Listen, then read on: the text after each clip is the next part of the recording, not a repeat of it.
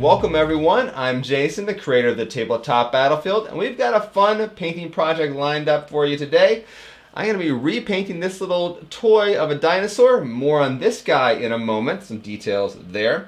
But what we're going to be using is a relatively new line of miniature paints. This is the Cvlt Craft line of miniature paints from CPOP Productions. A link to where you can purchase this set in the show notes of this video. Now, one quick note on the company and all this fun stuff. Mark, who runs this company, has been a longtime fan of the Tabletop Battlefield and Legends of Caledagia, but I did actually go ahead and purchase this set of paints with my own money. However, I did want to also purchase the washes that go along with this set, but they were sold out at the time.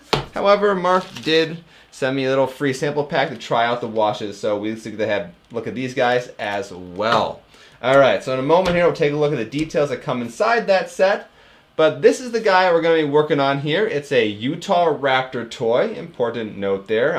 Utah Raptor, not a Velociraptor. There's a big difference. Utah Raptors, big and scary, kind of like how Jurassic Park depicted the Velociraptors. A Velociraptor, a lot smaller. Think oversized Canada goose with teeth and claws, just in case those birds weren't scary enough for you. Alright, let's see what you get inside this paint set. So at the time this video is being recorded, the price of this set is $34.99. You can find a link to purchase these paints in the show notes of this video. And inside what you get are 17 different bottles. Now 15 of them are paints, and here's the collection of colors that come in the set.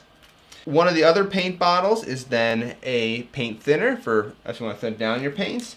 And one of these 16 other bottles in here is a matte finish. Now, in addition to the paints, it does come with two brushes, a standard brush and a detail brush. And even though it's not listed on the website, the two sets I ordered both came with a knife, so maybe you get one of those too. I don't know. So let me get one of the paint bottles out here. We take a closer look at one of those.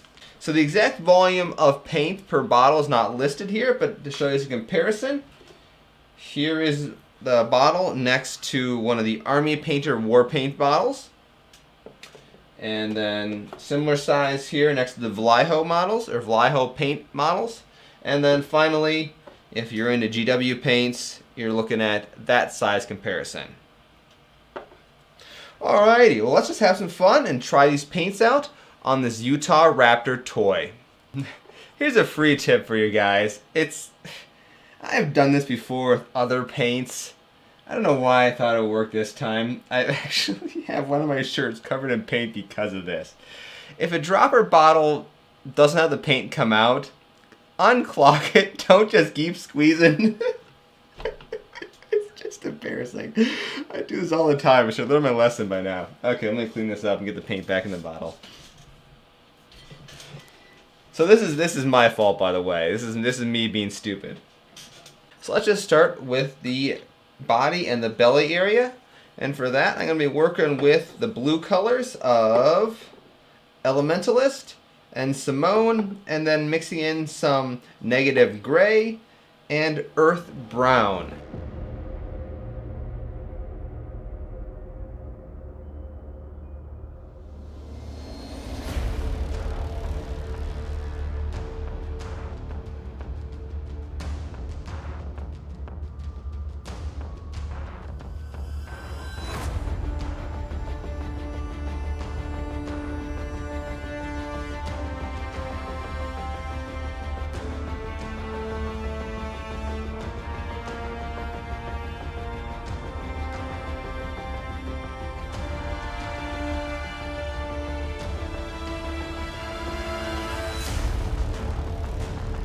For the feathers of the Raptor, I'm going to start with a base of earth, which is the brown color.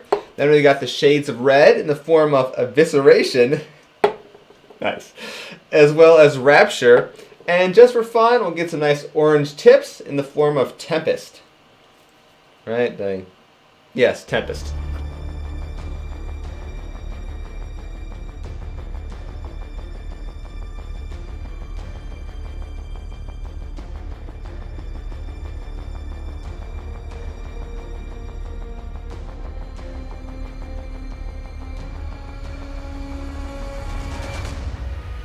See, I learned my lesson. I just cleaned out the top of the nozzle and it didn't explode everywhere.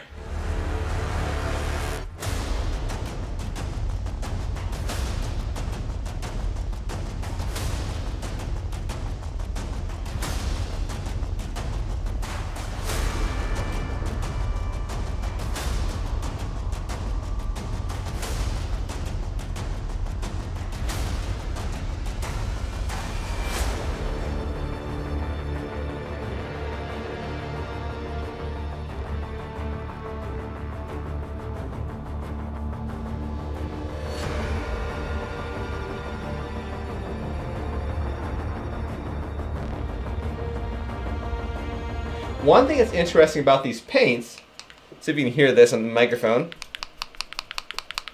but some of them have a little mixing ball in it. Now, not all of them do. This one doesn't here, but it probably depends on whatever type of pigment's inside here. Some pigments would require that, some don't. Not all pigments are the same.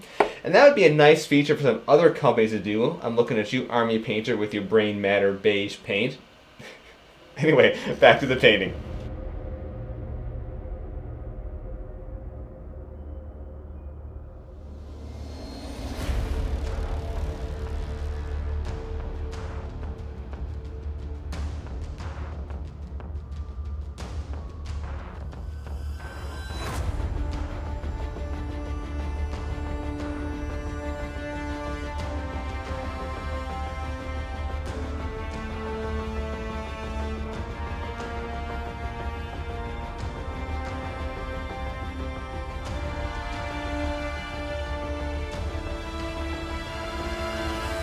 It wouldn't be a dinosaur artwork by me without some crazy stripe paints. Did you know I used to draw dinosaurs back in college? It's really a weird thing I did.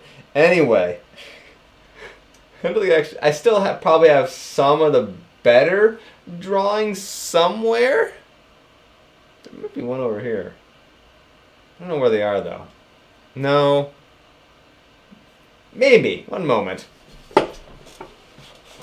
Now, it didn't say they were amazing drawings, but yeah, I used to do colored pencil artwork with dinosaurs. I don't remember if this was Crayola or Prismacolor, but regardless, the point is, I also have crazy stripes in my dinosaurs.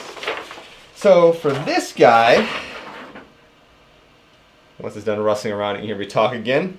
Let's work with Simone. It's a light blue color. We're going to use that for his stripes.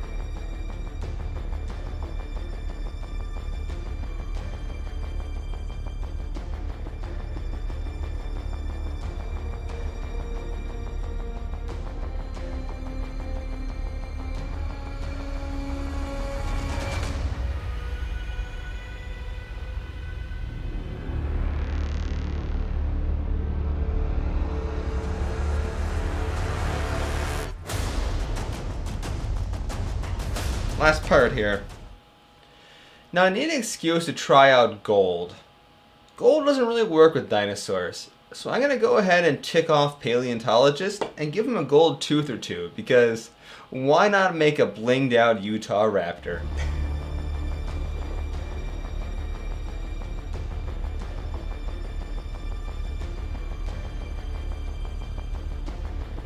Boy, is it a whole heck of a lot darker in here.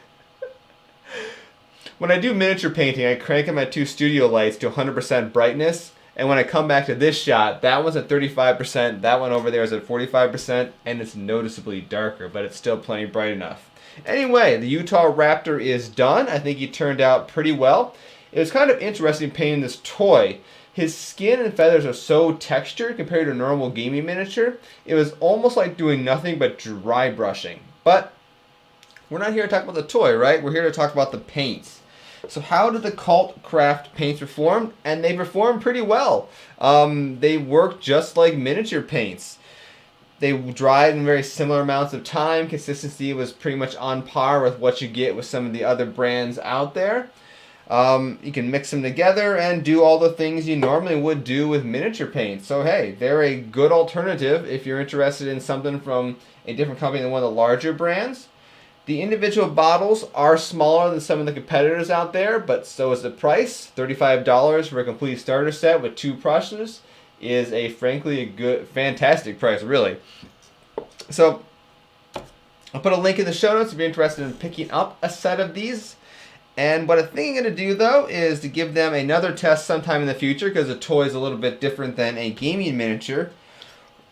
I still got these guys to paint up here. The Eternus Continuum from Warcaster Neo Mechanica. And why not paint up the weird cult people with the cult theme paints? Just seems like a natural fit. So at some point in the not too distant future, I'll be working on some more Warcaster, probably doing some more speed painting for these guys, and maybe I'll see what else I got lined up. So if you're interested in that kind of thing, go ahead and hit subscribe here. And of course, in addition to those stuff, we got cosplay behind me and Combat Road. That probably shouldn't have fallen out, but combat robots. And Battletech as well. So anyway, enough with all that stuff. Thank you guys all for watching. Once again, I'm Jason, the creator of the Tabletop Battlefield, and have a great week.